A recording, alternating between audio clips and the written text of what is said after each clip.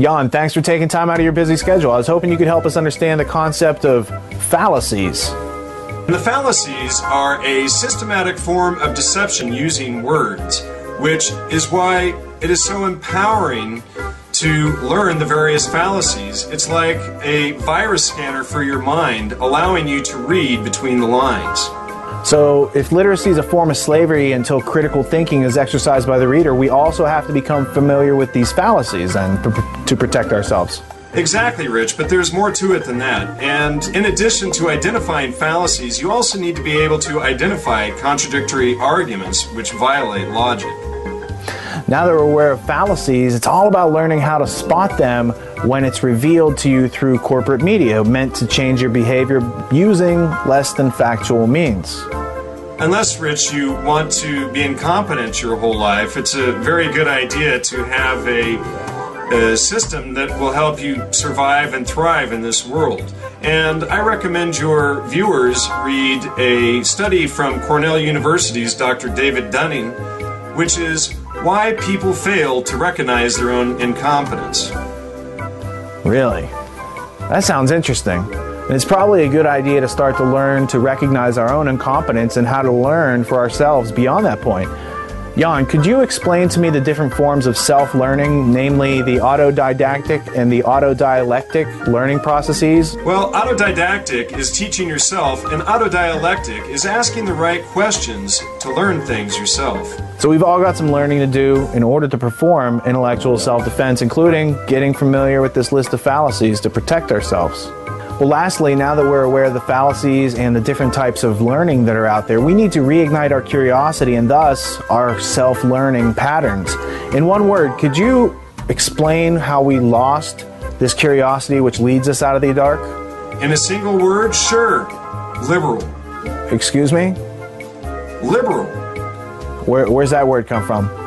Liberal is derived from the Latin word liber, which at that time represented both book and freedom. So they understood books to be something which could be used to make yourself free of mind, cognitive liberty. That's pretty smart. Well, it gets smarter, and the word liber is also where we get the place where books are stored at, where we go to learn, such as libraries. So liber is the root for the word library, and liberty meaning free. It makes a lot of sense that the libraries are disappearing along with our freedom because we misunderstand this concept. So liberal actually means free, and then that would mean that the liberal education is about learning your way to freedom? Not only does the word liberal mean free, but it means worthy of a free man, free from restraint, free in speech and action, free from narrow prejudice, open-minded, candid, free from bigotry, open to the reception of new ideas or proposals of reform.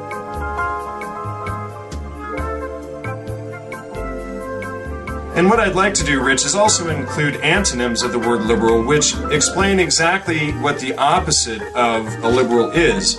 And antonyms include uneducated, unintellectual, closed of heart, selfish, narrow, contracted, mean, small, fascist, racist, bigoted, homophobic, stingy, closed-minded, supportive of monarchies and slavery, against freedom of religious expression and speech, low in birth and mind, and therefore, since we're living in a free country with a constitution, it's anti-American to be against liberals. And not only that, but there's even a word for people who are against liberals, and that is known as liberticide, which is the destruction of civil liberties. So it seems like we've been conditioned or programmed to purposely misunderstand the concept of the word liberal.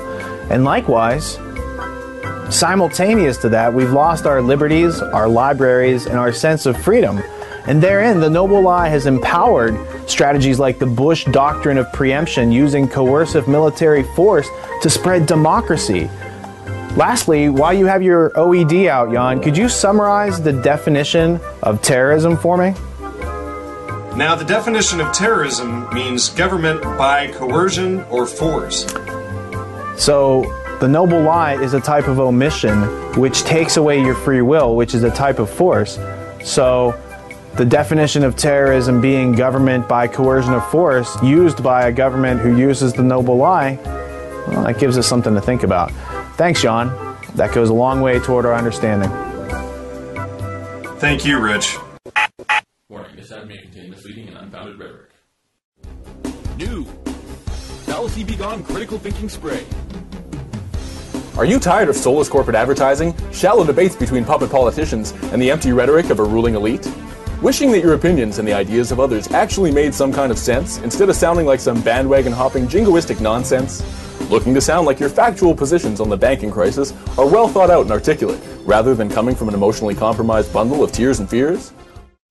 Then you need Fallacy Be Gone, the only critical thinking spray available in the world. Fallacy Be Gone destroys not 20, not 30, not even 40, but it obliterates these 42 fallacies. Fallacies like ad hominem. I don't like what you're saying. You're crazy. Ad hominem too. Okay. Appeal to authority. But the president said so. Appeal to belief. Appeal to common practice. Everybody's doing it. Appeal to consequences of belief. Appeal to emotion. You feel guilty. Appeal to fear. Appeal to flattery. They can get paid, douchebag. Appeal to novelty. Appeal to pity. But please, my 7 million bonus. Appeal to popularity. Appeal to ridicule. Just another conspiracy theorist. Appeal to spite. Appeal to division. Bandwagon. Issue to nuts. You want all the way to stand the cup. Appeal to question. Questionable cause. You're clumsy because I cursed you. That's nothing. Burden of proof. You could be wrong. So I'm right. Stand for a hominem. Opposition. Catch colorless atoms. Must be colorless. Confusing cause and effect. False dilemma. You are either with us or division. Gambler fallacy. Genetic fallacy. Those Asians are so good at math. Ignoring a common cause. Middle ground. By association. Muslim? You mean terrorist? Misleading visitors. Hasty generalization. Terrorist? You mean Muslim? Poisoning the well. Personal attack. Your mother was a hamster and your father smelled it. Post-talk. Red herring. Hey, did you see that wild goose run through that smoke screen? Relativist fallacy. Slippery slope. Let's decrease privacy to increase security. Special pleading. Spotlight. Those naked body scanners are a great idea. The straw man argument. And two wrongs make a right. An eye for an eye, mofo. Powered by quadrimethyltryptamine, a DMT entheogen, Fallacy Be Gone gets rid of fallacies so fast you'll think you're eating a red herring while begging the question to create a false dilemma between a straw man and his bandwagon. So, get Fallacy Be Gone Critical Thinking Spray today and start making sense of tomorrow. Also available as a straw spray.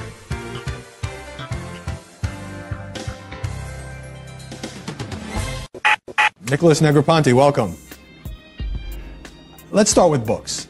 I really like books. I like the weight, the feel, I like to read them, I like to write them. You say the physical book is gone. It will be in 5 years. In 5 years? Yes. What makes you so confident? Because the physical medium cannot be distributed to enough people. Think of the fact that It's worked pretty well for 500 years. But for a very limited number of people. When you go to Africa and let's say 500,000 people want books, you can't send the physical thing. When we ship with our laptop books to a village, we put 100 books on a laptop, but we also send 100 laptops in, each with 100 different books. So that village now has 10,000 books. This is an African village without electricity.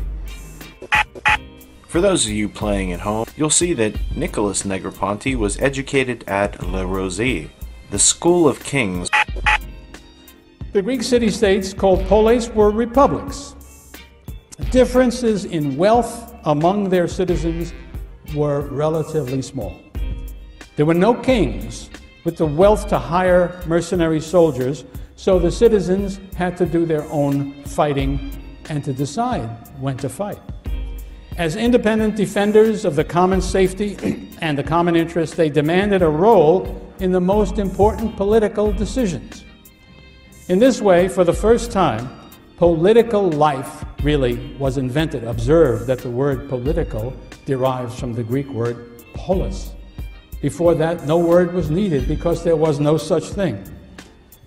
This political life came to be shared by a relatively large portion of the people, and participation in political life was highly valued by the Greeks. Such states, of course, did not need a bureaucracy, for there were no vast royal or state holdings that needed management, and not much economic surplus to support a bureaucratic class. There was no separate caste of priests. And there was very little concern, I don't mean no concern, but very little concern with life after death, which was universally important in other civilizations. In this varied, dynamic, secular, and remarkably free context, there arose for the first time a speculative natural philosophy based on observation and reason, the root of modern natural science and philosophy, free to investigate or to ignore divinity. What most sets the Greeks apart is their view of the world. Where other peoples have seen sameness and continuity, the Greeks and the heirs of their way of thinking have tended to notice disjunctions and to make distinctions.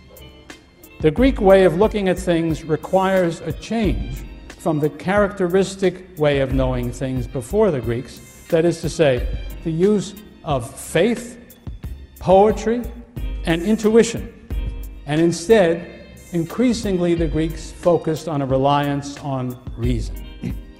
Reason permits a continuing rational inquiry into the nature of reality. Unlike mystical insights, scientific theories cannot be arrived at by meditation alone, but require accurate observation of the world and reasoning of a kind that other human beings can criticize, analyze, modify, and correct. The adoption of this way of thinking was the beginning of the liberation and enthronement of reason, to whose searching examination the Greeks thereafter exposed everything they perceived, natural, human, and divine.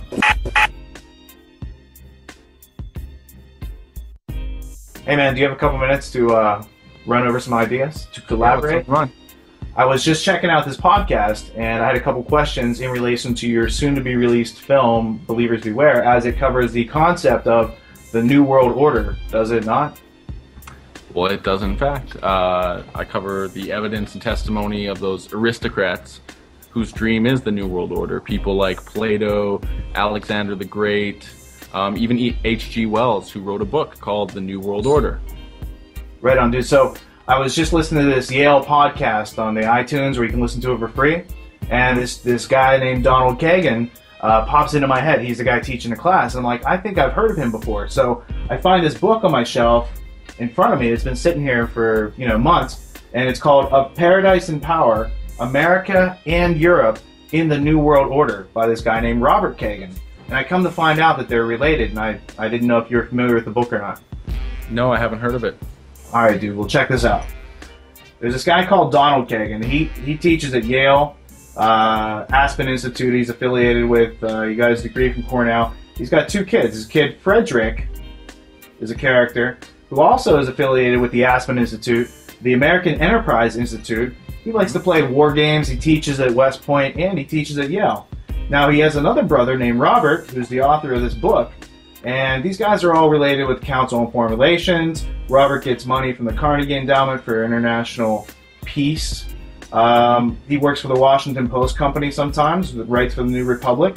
And these guys are all fans of a guy named Leo Strauss. And the Kagan family was one of the founding families associated with neoconservatives. They are all originators of the Project for a New American Century, which has Straussian origins in its ideology.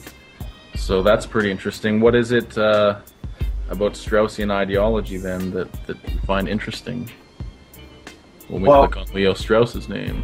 And you're looking at the Brain Online, right? So if I just made these changes over here and added it, then you can see the notes under Leo Strauss, right? Yeah.